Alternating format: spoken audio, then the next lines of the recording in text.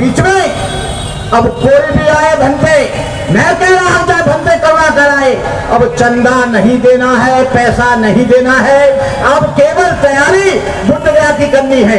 ये आंदोलन नहीं है, ये चंदा आंदोलन है, ये मनी आंदोलन है, धन संग्रह आंदोलन है, पैसे का आंदोलन है। जब हमारा लक्ष्य, जब हमारा उद्देश्य एक है, एक लक्ष्य है, एक विचार है, तो हमको एक जगह आना चाहिए।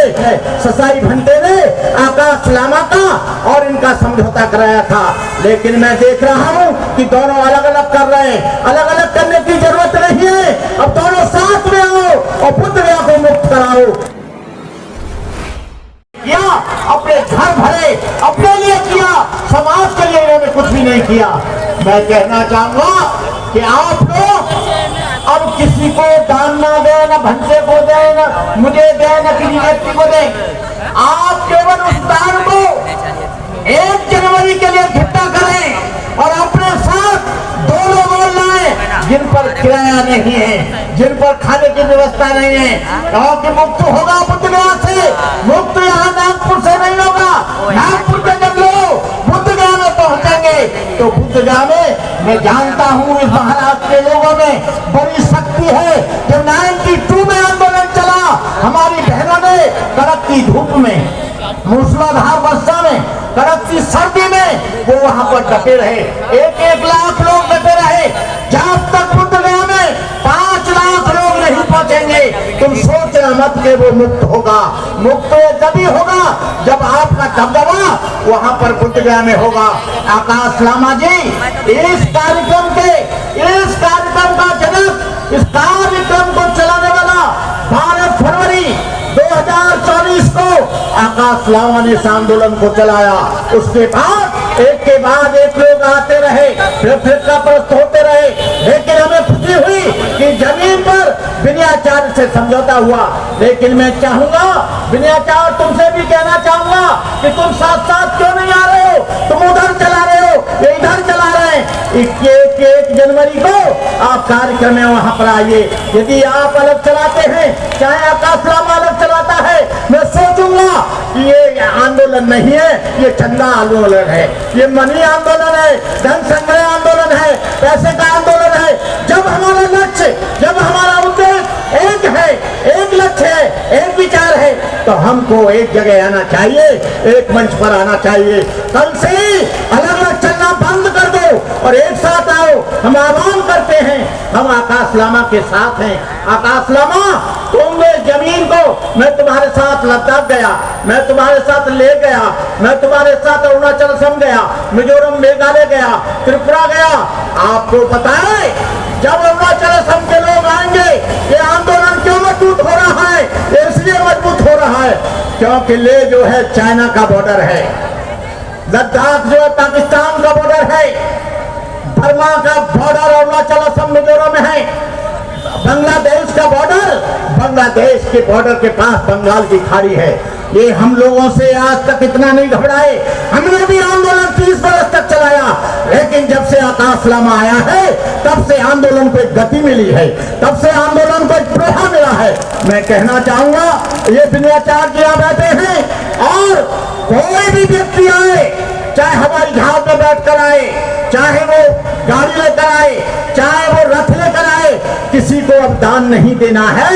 1 तारीख की तैयारी करो, गुल्लक बना लो, गुल्लकों में बुद्ध गया के लिए पैसा डालो और अपने घरों का ताला लगाकर पूरे जोश और खरोश के साथ हाथ में झंडे लेकर महाबोधि महाविहार मुक्त करो के नारे लगाते हुए अब बुद्ध गया की तरफ कूच करो। बुद्ध गया में तुम आओगे, निश्चित रूप से ये मुक्त होगा। यदि आपके बीच में मैं कहना चाहूंगा कि लामा जी कोई ज्यादा दिन नहीं रहे हैं, 1 तारीख की तैयारी करो। लाखों लोग आएंगे, उनको खाना भी खिलाना पड़ेगा, उनको रोकना भी पड़ेगा, उनको दवाई भी देनी पड़ेगी, उनको कुछ सुविधाएं भी देनी पड़ेंगी। वैसे हमारे लोग रूखी रोटी बांधकर, मैंने देखा बहनों को कि वो सूखी रोटी बांधकर भी आंदोलन में चले, 10-10, 15-15 दिन तक रहे, सोसाइटी के साथ में हमने काम किया।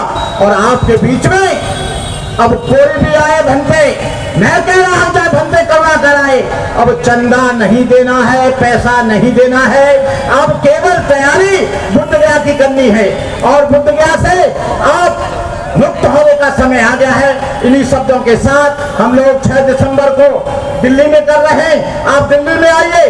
दिल्ली और बोध गया में जब दबाव पड़ेगा तो दिल्ली की गवर्नमेंट भी अध्यादेश ला सकती है। बिहार की गवर्नमेंट भी 1949 एक्ट को बदलने के लिए वो कुछ चिंता कर सकती है। हम लोग अब देश में घूमने की जरूरत नहीं है, बहुत जन जागरण हो गया, पूरा देश जान गया। और चंद्रकीर्ति जी ने और हमारे जो विनाचार्य हैं, इन्होंने भी दिन रात करके काम किया है। ससाई भंते ने आकाश लामा का और इनका समझौता कराया था, लेकिन मैं देख रहा हूं कि दोनों अलग अलग कर रहे हैं। अलग अलग करने की जरूरत नहीं है, अब दोनों साथ में आओ और बुद्ध गया को मुक्त कराओ।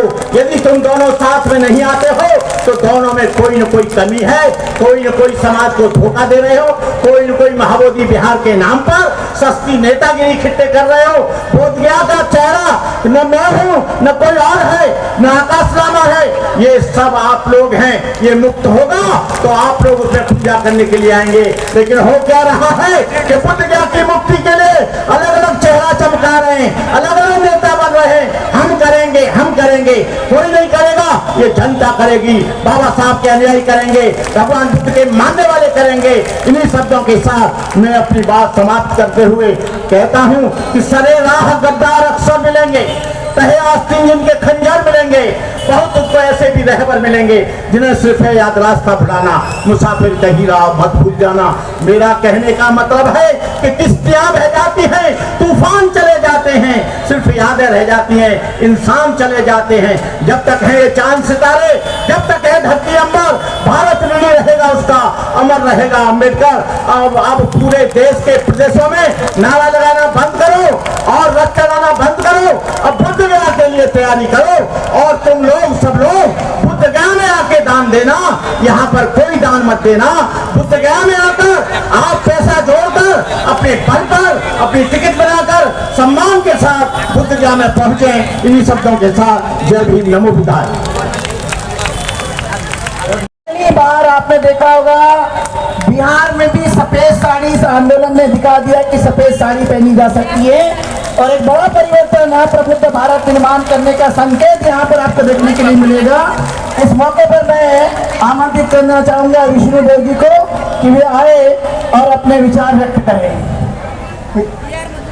विष्णुधारी जी।